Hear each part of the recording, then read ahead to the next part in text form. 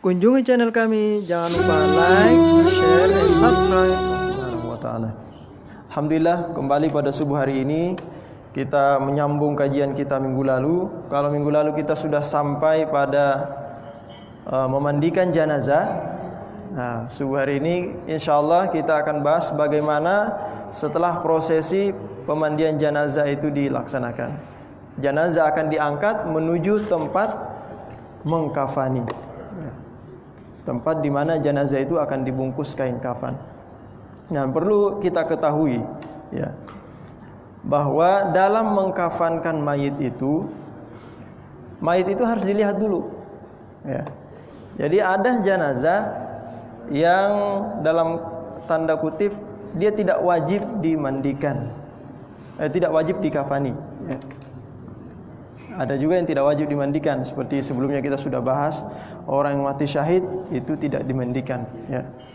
Nah, ada jenazah, beberapa jenazah yang tidak wajib dikafani, tapi imma di sana itu manduf, disunnahkan saja, atau di sana jaiz, boleh saja. Nah, yang pertama yang harus kita pahami, semua orang muslim ya, semua orang muslim kalau meninggal dunia itu wajib dikafani ya. Selain satu, as-sikit ya. As-sikit itu janin yang keguguran, yang lam yadhhar fihi mabda'u khalqin adamiyyin, yang di sana bentuknya itu belum berbentuk manusia, kakinya belum ada, masih segumpal daging. Nah, yang semacam ini tidak wajib dikafani ya. Tapi manduf, sunnah dikafani, karena itu bakal menjadi manusia ya. Cikal bakal manusia, maka penghormatan kita pada manusia itu ya dihormati, dibungkus dengan bagus, dengan rapi. Jangankan itu ya, ari-arinya aja orang meninggal dunia dibungkus, kemudian kita pendam di tanah, apalagi yang bakal jadi manusia. Nah, cuma keguguran saja. Nah, itu wajib ya. Nah, yang kedua, as-sikit. Sikit itu tidak wajib mandub, lam yadhhar fihi mabda'ul khalqi. Nah, dan yang terakhir, jaiz, hukumnya boleh saja, terserah mau dikafani mau tidak. Siapa itu? Al-kafirul harbi, kafir harbi, orang kafir yang memerangi Islam. Kalau dia meninggal, kita nggak wajib mengkafankannya. Bahkan sebagian ulama mengatakan udah yang keras berikan aja ke anjing, sama dengan bangkainya mayitnya orang yang meninggal dunia karena mengingkari sholat ya. Di dalam I'anatul Talibin dijelaskan bahwa orang yang meninggal dunia dia tidak mau mengerjakan sholat, ingkar dengan sholat, mengatakan sholat itu tidak wajib, maka sebagian ulama berpendapat udah itu bangkainya tidak perlu dilaksanakan, cukup berikan saja ke anjing. Nah, ini pendapat yang keras. Maka jangan sampai kita meninggalkan sholat, apalagi kita meyakini sholat itu tidak wajib. Nah, ini berbahaya ya, itu sudah keluar dari Islam. Nah, jadi kafir harbi tidak wajib, tapi sebagai penghormatan sesama manusia, karena dia juga manusia, boleh kita kafani ya, boleh kita kafani kemudian kita kuburkan. Nah, ini yang perlu kita ketahui. Nah, selanjutnya dalam mengkafani itu ya, dalam mengkafankan ini ada kainnya nggak? Ada kainnya buat prakteknya? Nggak ada. Kita teorinya aja dulu. Nah, jadi dalam mengkafani itu ada hak-hak yang perlu kita penuhi ya. Yang pertama, haqqullah, haknya Allah Subhanahu wa taala. Ya, haknya Allah Subhanahu wa taala itu ma yasturul aurah, yaitu kain yang cukup untuk menutup aurat, itu haknya Allah. Dalam artian seorang jenazah, seorang mayit itu harus ditutup auratnya. Setidaknya laki-laki sampai pusat dan lutut, kalaupun misalnya tidak ada kain sama sekali, maka auratnya harus ditutup ya. Itu haknya Allah, haqqullah. Yang perempuan seluruh badan, karena auratnya seluruh badan, jadi seluruh badan ditutupi. Nah, selain mukanya misalnya. Nah, itu hakullah. Kemudian hakul mayyit, ma yasturu baqiyatal badan minal lifafatil ula. Jadi untuk jenazah hakul mayyit yaitu yang menutupi semua badannya dari lipatan pertama. Satu lembar kain saja itu haknya mayyit. Jadi ahlul warasah tidak berhak untuk enggak usah dibeliin kain. Andai kata nanti misalnya tahun 2000 berapa gitu, kain kapan mahal misalnya. Sedangkan yang meninggal ini punya utang banyak. Atau yang meninggal ini punya ahlul warasah. Ahlul warasahnya enggak mau buat beliin kain kafan. Misalnya, maka ini tetap tidak boleh. Karena itu sudah hakul mayyit, harus dibelikan kain kafan. Makanya aqallul kafni itu 1 lembar kain. Minimal dalam mengkafani jenazah itu 1 lembar kain. Itu yang paling kurang, ya. Kemudian hakul ghurama. Di sana juga ada hakul ghurama, hak para piutangnya. Jadi dia pernah berhutang, ya, dia punya hutang, maka hakul ghurama di sini ada, yaitu pada lipatan kedua dan ketiga. Dalam artian kalau misalnya jenazah ini yang meninggal dunia ini punya hutang, punya hutang. Sedangkan hutangnya itu duit yang ia tinggalkan, dia meninggal dunia, dia hanya meninggalkan uang sebesar 150.000. Sedangkan kain kafan, ya, 1 meternya itu 150.000 misalnya. 1 meter 50.000. 1,5 meter lah, 1,5 meter 50.000 misalnya. Jadi kalau 3 meter untuk 3 lipat kain, 3 lembar kain, berarti harus 3 lipat, berarti 150.000. Nah, lipatan kedua dan ketiga, kalau misalnya jenazah ini punya hutang 100.000, ya, maka cukup 1 lembar saja buat jenazah. Sisanya buat bayar hutang. Gak usah dicukupin 3 lembar. Kalau nggak ada duit sama sekali, ya, nggak ada duit sama sekali. Ahlul warasahnya juga nggak pada mau gitu, nggak pada mau beliin kain. Nah, ini hakul ghurama, ya. Yang terakhir hakul warasah. Hakul warasah itu yaitu lebih dari lipatan ketiga. Jadi kan mayit itu, jenazah itu, ya, sempurnanya 3 lipat kain, ya, 3 helai kain untuk membungkus jenazahnya. Karena Rasulullah SAW dalam suatu riwayat dibungkus, dikafankan itu dengan 3 lembar kain, ya, 3 lembar kain. Dan Rasulullah dikafankan dengan kain putih. Bahkan Rasulullah memerintahkan wakafinu biha mautakum. Kafankan dengan kain putih itu, ya, kepada jenazah atau mayit yang meninggal di antara kalian. Nah, dari sini karena konteksnya kafinu, kafankan. Nah, di situ fi'il amar, tapi indikasinya tidak bermakna wajib. Maka indikasinya lari kepada sunnah. Sunnah mengkafankan jenazah dengan kain putih. Ya. Kalau tidak ada kain putih boleh yang lain, tapi makruh. Ya. Kain-kain yang berwarna, misalnya kain batik. Kain batik boleh, tapi makruh hukumnya. Dalam mazhab Syafi'i makruh mengkafankan jenazah selain kain putih. Dan juga kainnya itu, ya, kain al-maghsul, kain yang biasa, bukan kain yang mahal. Kalau di sini dikafankan dengan kain al-maghsul, libasul maghsul. Libasul maghsul itu kain biasa saja, bukan kain-kain yang baru. Ya, kalau kita kan, ya, gak apa-apa, karena itu kain kafan kan murah. Kain kafan murah, sudah cukup.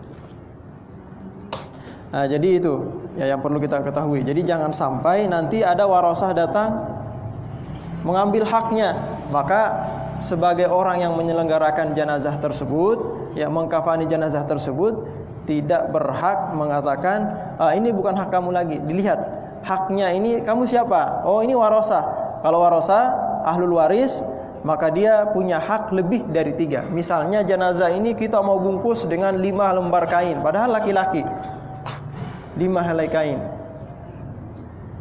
Kita mau bungkus 5 helai kain, maka tadi batasannya untuk hak warasah lebih dari 3 itu haknya warasah. Nah, maka kalau warasah mengatakan 3 saja, maka jangan dilebihkan dari 3. Karena uang nanti itu haknya ahlul waris. Yang menyelenggarakan jenazah itu tidak berhak. Jadi ada hak yang harus dipenuhi. Nah, uangnya itu dari mana kita ambil buat beli kain kafan? Wa ma'khadhul kafni yu'khadhu min tarikatil mayyit. Diambil dari harta peninggalan jenazah, nomor 1. Kalau dia punya uang, peninggalan duit, dari situ kita ambil untuk beli kain kafan. Fa illam yakun faman alaihi nafaqatu fi hayatihi. Kalau tidak ada uang, maka orang yang menafkahinya di waktu hidup siapa? Itu yang dimintain uang, minta duitnya buat penyelenggaraan jenazah. Fa illam yakun, kalau tidak ada juga, fa yu'khadhu min awqafi ahlil akfan. Maka diambil dari wakaf-wakaf kain kafan. Ada orang misalnya suka mewakafkan kain kafan, mungkin di suatu daerah ada dipersiapkan khusus. Misalnya nih di satu RT itu sudah menyiapkan khusus kain kafan. Kalau ada warganya yang meninggal, nggak perlu beli kain kafan, kita sudah punya persiapan ya, untuk warga-warga yang membutuhkan, tidak mampu untuk beli kain kafan, udah kita siapkan. Misalnya ada seperti itu. Nah, kalau tidak ada juga, fa illam yakun famin baitil mal, maka diambil dari baitul mal untuk penyelenggaraan jenazah tersebut. Kalau di negara tersebut, daerah tersebut ada baitul malnya.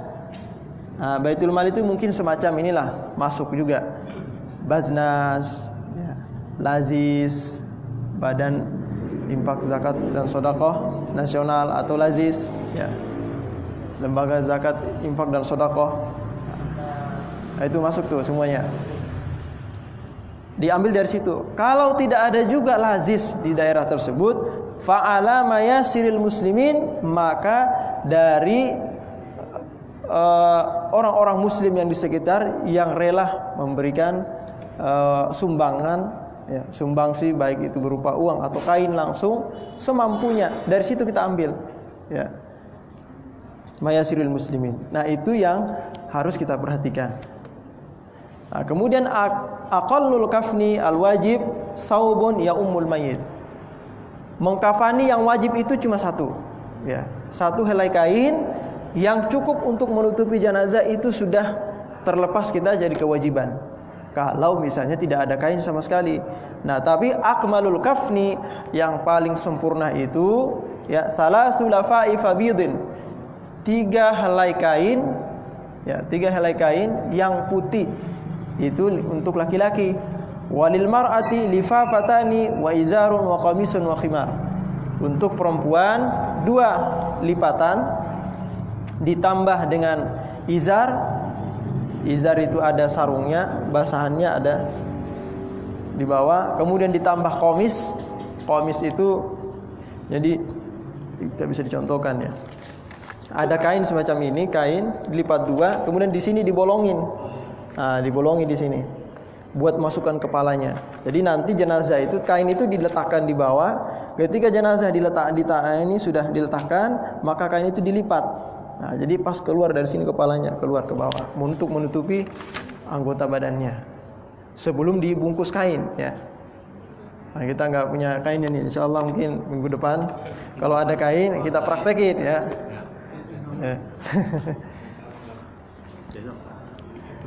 Nah, itu. Jadi ada khimar, kemudian ada komis, kemudian ada khimar. Kalau untuk perempuan dia pakai kerudung. Khimar, ya. Pakai kerudung. Nah, setelah tertutup semuanya, di bawah sudah tertutup, ya. Kemudian badannya sudah tertutup, sudah memakai khimar, baru kita bungkus kalau untuk perempuan. Tapi sebelum itu semuanya, ya, yang perlu kita perhatikan kalau ada jenazah, yang perlu kita perhatikan biar tidak memakan waktu yang lama. Jenazah itu kalau sudah meninggal, udah langsung diukur. Langsung diukur. Ini berapa tingginya, berapa panjangnya, lebarnya berapa. Biasanya mengukurnya itu tidak perlu pakai meteran. Cukup pakai tali saja, tali rabiah. Diukur dari sini ke bawah kaki. Nah, itu ukuran panjangnya. Kemudian dilebihkan sekitar 5 cm atau 6 cm. Itu dilebihkan. Itu ukurannya. Ya.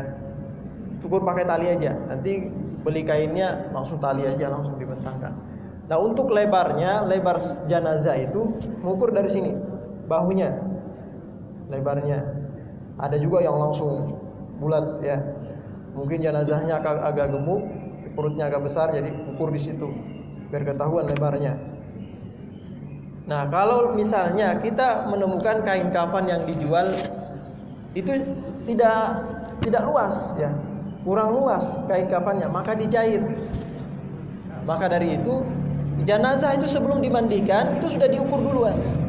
Nah, sudah diukur duluan untuk mempersiapkan kainnya. Jadi nanti habis dimandikan langsung siap, udah jadinya kafannya sudah siap. Jadi dikeringkan badannya udah langsung dikafani. Gitu. Jadi gampang. Jangan nanti habis dikafani, habis dimandikan baru kita ukur-ukur. Lama nanti waktunya. Lama, prosesnya lama. Jadi biar cepat biasanya itu disiapkan semuanya. Yang perlu disiapkan dalam jenazah 3 helai kain kalau laki-laki.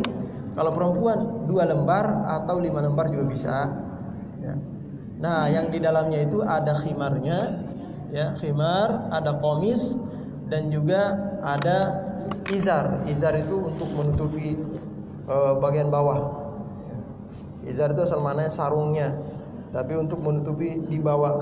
Komisnya itu kan menutupi badannya. Nah, izarnya itu di bawah, pusat ke bawah itu ditutupi dengan kain. Nah, sudah tertutup semuanya baru kita bungkus. Ya. Dan siapkan kapas. Ya, harus ada kapas. Kapas itu nanti fungsinya ya sebelum penyelenggaraan, sebelum pengkafanan itu dimulai, maka kapas itu semua lubang-lubang yang ada di badan, seperti hidung itu disumpelin kapas. Kapas, matanya taruh kapas. Mulutnya ditaruh aja di depannya. Gak usah dibuka mulutnya, dimasukin dalam, usah. Cukup telinganya taruh kapas. Nah, sawatain, kemaluan depan belakang, taruh kapas di situ. Bahkan ada yang menaruh kapas di sela-sela jari. Nah, ada yang naruh kapas. Ya nggak apa-apa kalau ada sisanya kapannya. Nah, kapasnya itu yang diletakkan sebagian. Nah, ini sunnah saja biar harum. Karena biasanya bau itu dari lubang kan, dari lubang-lubang yang ada. Nah, itu biasanya muncul bau dari situ, bau yang tidak sedap. Nah, biasanya dari lubang-lubang itu sebelum kita masukkan kapasnya itu dipakaikan minyak wangi. Ya, taruh minyak wangi baru disumpal. Taruh minyak wangi, sumpal matanya. Nah, itu. Jadi pakai minyak wangi ya. Nah, setelah semuanya ditaruh kapas, baru kita pasang yang namanya khimar, komis, yang dalam-dalamannya tadi, khimarnya, komisnya sama izarnya. Kalau sudah dipasangin kapas. Nah, jenazah itu yang kita pasangin kapas, jangan yang akan kita kafani, jangan langsung dibuka auratnya. Nah, jangan langsung dibuka. Jadi jenazah itu masih dalam keadaan tertutup. Misal anggaplah ini jenazah, masih ditutup. Ya, masih ditutup. Kalau perempuan boleh dibuka sampai sini. Kepalanya aja yang kelihatan untuk kita pasangin kapas ya. Makanya memandikan, mengkafani itu di tempat yang tertutup, hanya petugasnya saja yang boleh masuk. Ya, petugasnya dan keluarganya itu saja yang boleh masuk. Keluarganya pun yang perempuan kalau bisa tidak. Kalau perempuan. Karena perempuan sifatnya lemah dia. Nah, jadi itu ya, tetap dalam keadaan tertutup. Nah, bagaimana cara menggantikan kainnya? Nah, itu nanti pas kita sudah lipat kainnya, anggaplah jenazah sudah kita lipat seperti ini, baru kain dalamannya itu kita tarik. Nah, insyaallah kalau ke depan ada kainnya, kita praktek langsung seperti itu. Nah, baru kita tarik. Jadi tidak ada aurat yang terbuka. Tidak terlihat. Tetap yang menyelenggarakan, yang memandikan itu tetap wajib menutup auratnya si mayit. Ya. Nah, itu yang harus diperhatikan. Nah, jadi setelah tadi ini langsung saja ya saya praktekkan ini teorinya, gambarannya seperti apa. Kalau baca kitabnya panjang. Ya, jadi teorinya tadi kita siapkan sebelum kita letakkan jenazah di kain kafan, kita letakkan tali. Tali dulu diletakkan. Jangan sampai nanti kita langsung bungkus belum ada talinya, akhirnya jenazah diangkat-angkat lagi, taruhin tali misalnya. Nah, Nah, itu enggak. Diletakkan tali, kemudian tali dulu, baru kain 3 lembar. Nah, baru kalau laki-laki cukup dengan 3 lembar saja. Ada yang menambahkan untuk celananya. Nah, celananya jadi dipasangin kapas. Ada celananya itu berbentuk celana, ya. Berbentuk celana dalam. Tapi sebelahnya ini terbuka, jadi nanti dilipat itu. Lipat. Nah, itu untuk berapa, ya. Talinya berapa? Talinya bisa 5 atau 7, tidak ada tertentu tali. Tapi biasanya 5 yang dipakai orang. Nah, biasanya 5. Di atas 1, di sini bahunya 2, 3 perut, 4 lutut, 5 paling bawah. Bisa 7 juga, ya. Ada yang ngikat di sini, kemudian di sini, di leher, di atas leher, di bahunya sini kan kayak gini ya. Ikat di sini, ikat lagi di bawah perut, ikat lagi di pahanya, di bawah pahanya, kemudian lututnya, sebelum kaki, kan ada kaki, kakinya di sini. Nah, betisnya ya, di bawah betisnya tuh, pergelangan kakinya tuh, ya. Kemudian setelah itu 7. Tapi tidak wajib ya, tidak harus bilangannya harus segini, enggak. Ya. Kalau kain ya memang ada dia petunjuknya. Kalau talinya tidak ada secara khusus, ya. 5 biasanya yang biasa dipakai 5 atau 7. Ya, itu. Jadi disiapkan dulu talinya, baru kita pasang kainnya. Nah, setelah kainnya sudah ada 3 helai, nah kainnya itu kain yang kita letakkan itu setiap satu lipat kita kasih minyak wangi. Diletakkan lagi, kasih lagi minyak wangi. Letakkan lagi, kasih lagi minyak wangi. Nah, karena kita nggak tahu nih jenazah ini bakal terdiam lama atau tidak, agar wangi, baunya tidak menyengat. Jadi yang takziah juga enak. Nah, kita kasih minyak wangi. Tidak wajib, ya. Tidak sunnah juga, boleh saja. Kasih minyak wangi. Nah, kemudian setelah itu jenazah kita letakkan. Setelah diletakkan, pasang kapas semuanya. Semua anggota yang rongga-rongganya kita pasang kapas, termasuk mata itu juga dipasang kapas. Sawatain, kemaluan muka depan dipasangi kapas. Ada yang masangin juga kapas di jari-jari kaki, tangan, helai-helai jarinya. Nah, tapi yang paling utama itu di rongga-rongga. Rongga-rongganya, terutama mata ini paling cepat, jadi pasangin kapas. Nah itu setelah dipasangin kapas, kalau jenazahnya perempuan, baru kita pasang khimarnya, ya, kerudungnya, komisnya, izarnya tadi. Kalau laki-laki, nah, cukup celananya, baru kita lipat. Lipat 1 lembar 1 lembar. Lipat dari kanan, terus kiri. Kanan lagi, kiri lagi, kanan lagi, kiri lagi, baru kita ikat. Nah, itu sudah selesai itu. Nah, mengkafani, sebagian ulama mengatakan mengkafaninya itu seperti hayatil waqi fil ghusl, yaitu seperti keadaan dia waktu dimandikan. Waktu dimandikan itu kan arahnya kiblat. Nah, waktu dikafani juga arahnya kiblat juga. Nah, jadi kakinya itu arah ke kiblat, seperti yang sebelumnya kita contohkan ya. Orang sekarat. Arah sana ya, begini. Kepalanya di sini ya. Iya, kepalanya di sana, kakinya di sana. Itu waktu mengkafani.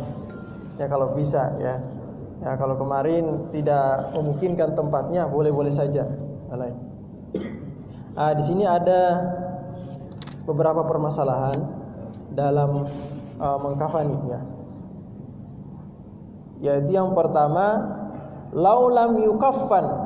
Andai kata jenazah, ada sebuah jenazah ya, yang tidak sempat dikafani, kemudian langsung mau disolatkan, tidak dikafani, cuma dibungkus ini doang ya, dibungkus tikar, jenazahnya cuma dikasih tikar aja. Nah, maka kalau jenazah tersebut dikasih tikar saja, tidak dikafani, kemudian dimakamkan, terus ada yang tahu, tidak perlu lagi digali kuburnya ya. Jadi yang digali kubur itu kalau jenazah tersebut belum disolatkan, maka wajib digali kuburnya. wajib digali, disolatkan dulu. Ya. Laudufina biduni kafnin fala yunbas bi khilafi ma laudufina bila shalah. Jadi kalau dimakamkan, ya, dikuburkan dalam keadaan tidak dikafani, itu masih tidak apa-apa, tidak boleh digali kuburnya. Tapi kalau dikafankan dalam keadaan belum disolatkan, ya, maka harus digali kuburnya, disolatkan dulu. Atau dikafankan, ada beberapa hal, dikafankan dengan harta, ada cincinnya di sini, lupa ngelepas cincin misalnya, atau ada giginya, gigi emas, berapa gram itu, gigi emas, ada halul warisnya tahu, bapak saya punya gigi emas gitu, boleh nggak digali kuburnya buat ngambil giginya? Boleh, boleh digali kuburnya untuk ngambil harta tadi. Ya. Itu dalam keadaan normatif, normal. Ya. Bagaimana kalau keadaan bencana? Ya. Keadaan bencana itu kan tidak normal. Iya. Segala satu terjadi. Padahal hari itu sudah busuk. Terus pengalaman kami yang kami lihat beberapa yang terlalu kami ini ada orang meninggal, orang Islam kan, tapi tidak pernah sholat, apalagi masjid, meninggal, kan? Meninggal, kemudian dimandikan, terus mau dibawa ke masjid, ada yang berdoa, itu jenazah mana ini? Mau saya sholatkan, orangnya nggak pernah sholat, tidak boleh masjid, bingung tuh jenazah nanti, dibawa kemana? Saya kata ketahuan, mana cara ini? Ini ada mana ini? Jangan-jangan mau nggak pernah sholat, apalagi masjid, jangan bingung, buat mana saya ini? Kita masuk program aja. Iya. Gimana pemerintah? Pertama tadi yang keadaan bencana, kedua orang yang tidak pernah sholat. Tidak masjid, langsung dikuburkan. Ya, jadi pertanyaan menarik ya. Bagaimana dalam menyikapi penyelenggaraan jenazahnya orang yang tertimpa musibah? Ya, kan banyak tuh biasanya, dan sudah bengkak badannya, tidak bisa untuk dimandikan. Nah, yang dalam keadaan seperti ini cukup dikafani saja. Nah, rata-rata itu dibungkus kain saja, langsung dimakamkan. Ya, tidak perlu dimandikan. Kalau dalam keadaan bengkak, ya, udah bengkak, karena kalau dimandikan nanti bisa terkelupas kulitnya. Nah, itu tidak cocok lagi. Nah, maka dari bencana-bencana yang ada itu tsunami, itu cukup dibungkus saja. Kalau sudah tidak memungkinkan, ya, dibungkus saja dengan kain kafan, baru kita kuburkan. Nanti pembahasan dalam menguburkan jenazah, misalnya kuburan massal seperti apa itu? Nah, itu nanti insya Allah ada. Setelah ini, setelah mensolatkan, menguburkan, itu ada tahapan kita akan bahas. Ya, nah, itu jadi seperti itu, langsung dikafankan saja. Ya. Nah, untuk jenazah yang misalnya ahlul maksiat, jadi orangnya tiap malam mabuk, padahal orang Islam. Ini nggak pernah sholat, padahal orang Islam. Meninggal dia, bagaimana kita orang muslimin? Tetap wajib. Kalau dia tidak terdengar dia keluar dari Islam dan dia tidak pernah mengingkari sholat, tidak pernah mengatakan sholat itu tidak wajib, dia tahu sholat itu wajib, cuma karena malas, karena dia itu suka maksiat, kemaksiatan sudah menjadi kebiasaan dia, maka seorang muslim wajib tetap menyelenggarakan jenazahnya, wajib disolatkan. Adapun misalnya masyarakat di situ tidak setuju, ya, tidak setuju, wah ini nggak usah disolatin di masjid, ya sudah, solatkan di rumah. Dan orang seperti ini sebagian ulama mengatakan cukup disolatkan 3-4 orang saja, nggak perlu banyak-banyak, sebagai sanksi buat dia. Cukup untuk menggugurkan kewajiban saja orang muslim, karena kalau nggak ada yang nyolatin berdosa semua antar. Nah, jadi tetap wajib diselenggarakan. Nah, cukup Dikit aja. Nah, dikit aja yang melaksanakannya. Ya 3-4 orang lah yang laksanain, imam, makmum 2, sudah. Yang penting menggugurkan kewajiban sebagai sanksi buat dia dan peringatan buat yang lain. Nah, jangan maksiat tuh, nggak mau disolatin nanti. Sedikit orang yang nyolatin, yang doain. Makanya jangan maksiat. Nah, jangan ninggalin sholat. Jangan suka mabuk-mabuk tiap malam misalnya. Jika peringatan seperti itu.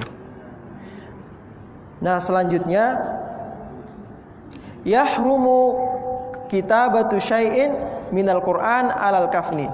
Haram hukumnya menulis Al-Qur'an di kafan.